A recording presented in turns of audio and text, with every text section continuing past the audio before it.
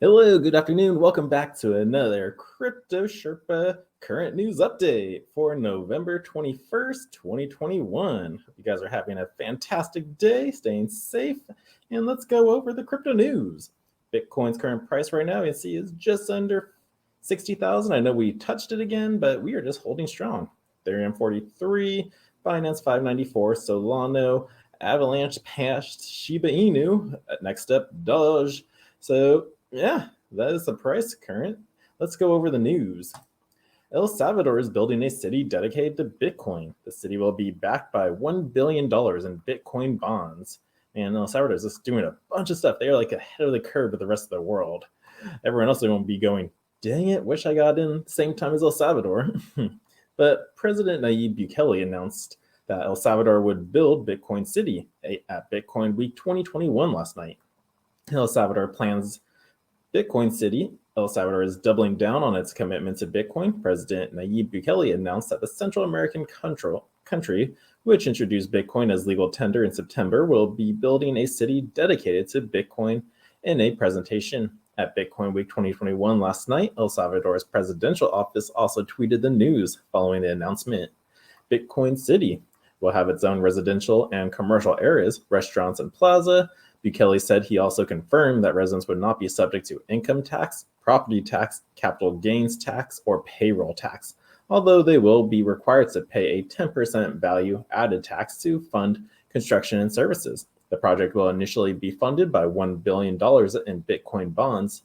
Bukele announced at the event that the $1 billion sum, $500 million will go toward building energy and mining infrastructure, and the rest will be used to invest in Bitcoin. The bond will be developed by Blockstream on the Liquidity Network as Bitcoin's sidechain that helps scale the network by facilitating faster payments than the base chain. Detailing the plans for the city, Bukele said, according to Blockstream Press release, Bitfinex will also be involved in project launching a securities platform to cost the Bitcoin bonds.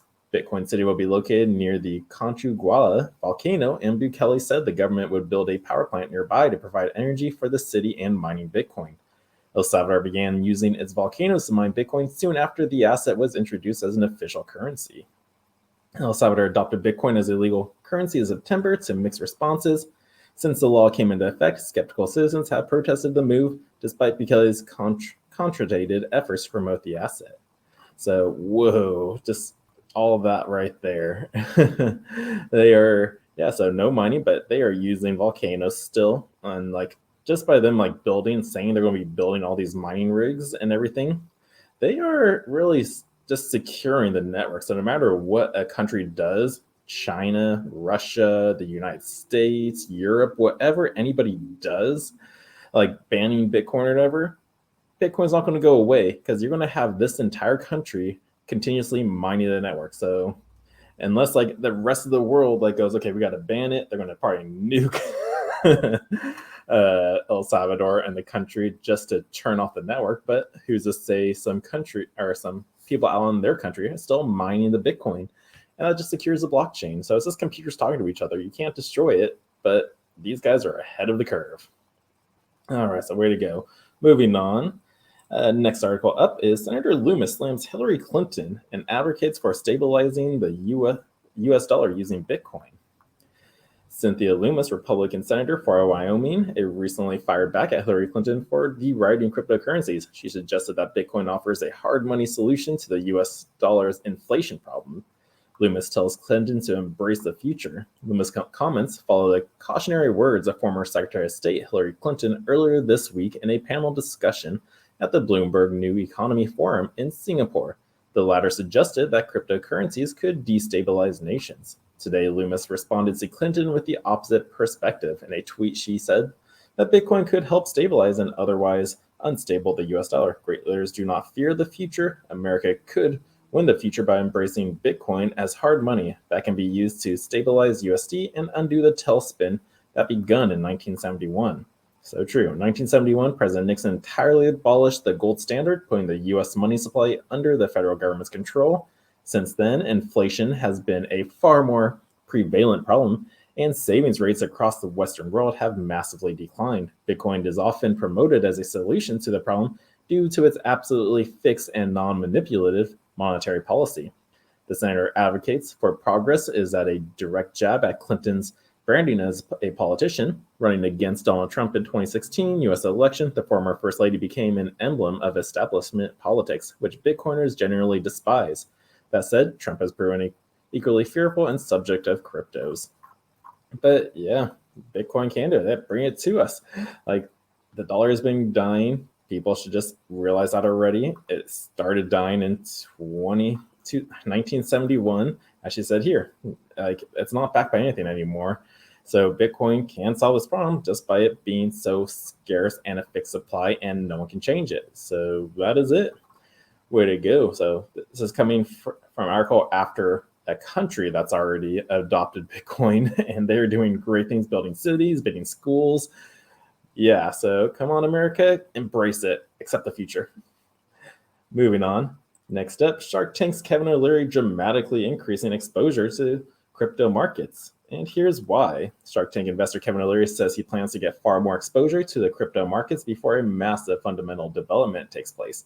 In a new interview with stock market and real estate investors, Griffin Milks, O'Leary notes that crypto investing has not yet become available to big institutional players.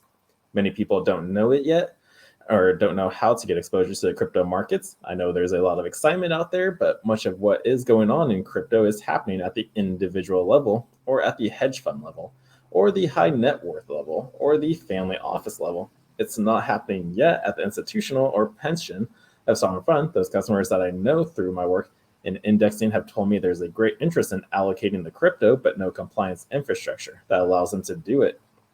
They have compliance committees, they have compliance departments, they have regulators that oversee them. The way to look at this is so nascent, it's so early, that if you believe that there's a future of decentralized finance and cryptocurrencies, which I do, you have to make the binary decision: either you believe it or you don't.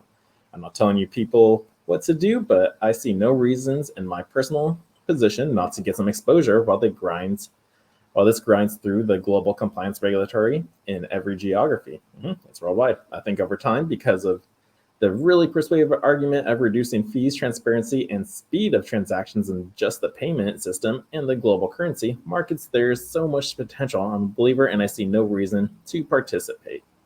O'Leary's comment comes after he revealed that he's aiming to drastically increase crypto exposure in his holdings company from 7% to potentially 20%. So, woo! More money being allocated, and once you get more big guys like this doing it, and the rest of the government starts doing it, Bitcoin's easy to be way past 100,000. That's for sure. I don't want to go any above because I'm not a financial advisor. I know how high it can go, but it's kind of crazy people who don't think it can be that way. It's like going, no way it's hitting 100. No way it's hitting 500. No way it's hitting 1 million. Like, they just don't believe it. It's like the Santa Claus movie. Seeing is not believing. Believing is seeing. Oh, so man. All right, let's go up. I like this article coming up because it's about Mimblewimble and what that has to mean with Litecoin. But what is Mimblewimble and how does it work? Mimblewimble is a spell that literally ties the target's tongue to keep them from exposing information on a given subject. It is well known among Harry Potter enthusiasts. Yep, that's where it came from. And what it just said there, targets the tongue to keep them from exposing information. It's all about privacy. What is Mimblewimble? Mimblewimble is a privacy-oriented decentralized protocol that uses a novel way of structuring and storing transactions on the blockchain. It was designed and introduced by an anonymous developer who went by the name of Tom Elvis Jeducer, who was French counterpart for Voldemort in the mid-2016s. How does Mimblewimble work? Taking its name from Harry Potter book series, well-known tongue-tying spell that ties the victim's tongue to prevent it from revealing specific information, Mimblewimble's protocol literally works like a spell. It provides a framework for a blockchain that offers a new realm of potential in terms of scalability, fungibility, privacy, and crypto anonymity, as the protocol allows cryptocurrency information to remain completely anonymous. Mimblewimble transactions' complete anonymity feature stands in contrast to the pseudonym of Bitcoin and other cryptocurrencies, where usually 3 secrets are revealed: the sender's address, the amount of crypto sent, and the receiver's address. Mimblewimble does not reveal any of these 3 secret informations. So, and if you haven't known, that's adoption is, where you're going down here, who uses it? Litecoin. Some mainstream cryptocurrencies are also on track to deploying Mimblewimble. give more privacy and fungibility to its blockchain. Therefore, the team behind Litecoin LTC, a decentralized cryptocurrency network that utilizes similar protocols like Bitcoin, is planning to activate Mimblewimble on the LTC mainnet at the end of 2021 if miners and node operators signal their support. And also, Monero and Zcash can use if they want to, but it may be out of their technological ideal. But hey, that's on them. So yeah, Mimblewimble is in the news, and I love it. For those of you who didn't know what they are, it's a privacy coin. It keeps your secret. It keeps your coin and transactions private. Like Bitcoin, as I said in the article, Bitcoin, Ethereum, everything is always, you get a receiver's address, the amount sent, and the sender's address. If you have that address, you can see how much coins they have in that specific wallet. So when you don't want people to know about how many coins you have, this technology is totally worth it, because in the crypto world, you're not supposed to tell people how much cryptocurrencies you have. It's just unethical. Like, nobody needs to know how much money you have. So with Mimblewimble, this helps keep the privacy intact. And just by being a part of Litecoin's network is pretty good, because Litecoin is always one of the 3 tokens you see on every single exchange that starts up. There's always Bitcoin, Litecoin, and Ethereum. They've been around plus 10 years, and they're going to be around plus 10 and more longer. Okay, let's move on. Just buy it. Nike wants to bring sneakerheads into the metaverse. Nike intends to sell your digital products in the metaverse, and you will buy them because Nike knows how to make you want them. Look at your feet a lot and raise your hands. Are wearing Nikes right now for the fiscal year ending in May 31st, 2021. Nike reported revenue was up 19% to $44.5 billion for the year, but that's here. What about in the metaverse? Why is Nike interested in the metaverse? For those of you yet unfamiliar with the concept, the easiest yet very incomplete way of imagining the metaverse is imagining yourself existing in a real-life video game, and Nike enters and provides very cool metaverse stuff, like meta gear. You got shoes you can wear in there, clothing, hoodies. But they've been around since 2018, though. They've been investing in this technology, so they're looking forward to it. And the next article, we're just tied in with this one, like, what is the metaverse? Because it's here. The metaverse is coming, and it will be huge.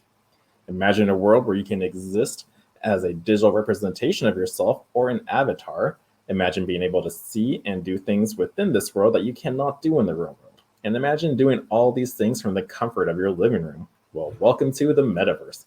Alternative digital realities where people can work, play, trade, and socialize. It's coming, and the possibilities are, in a word, endless. Wikipedia defines metaverse as a collective virtual shared space created by the convergence of virtually enhanced physical reality and physically persistent virtual space, including the sum of all virtual worlds, augmented reality, and the internet. Although a challenge describes there is no shortage of interest in the metaverse, it's in the news this week. Facebook also rebranded their entire company to Meta, giving us an idea of just how big the metaverse will become. With all of these developments taking place, let's take a closer look into 3 of the GameFi and meta games coming along with the metaverse begins to grow. We have Sandbox, a virtual gaming world where players are able to create, build, trade, own, monetize their gaming within the Ethereum blockchain. They run on the currency called Sand, and it's listed on over 20 different exchanges. Another metaverse token is Axie Infinity. In short, Axie Infinity is a Pokemon-inspired game based on the blockchain where players can battle other players and earn money. Axies are unique digital assets stored on Axie's own blockchain and owned in the form of an NFT. The most expensive Axie sold to date was for 300 Ethereum. So people are getting there. Another one is Jedstar. It's a fairly new project launching in August 2021. It's a 3-token decentralized ecosystem which consists of Jed, a DeFi token, KRED, a GameFi token, and Zed, a governance token. They will also launch Agora, an NFT marketplace where players can buy, sell, and trade their in-game NFTs. The first token launched was the DeFi token Jed in August 2021. And yeah, so those are the 3 games. What they didn't put in here was, though, Decentraland, where their main token is Mana. It's just like Sandbox. It's a virtual gaming world where players can create, build, and train their own and monetize their gaming. I believe it's on the Ethereum blockchain. Yes, I believe so.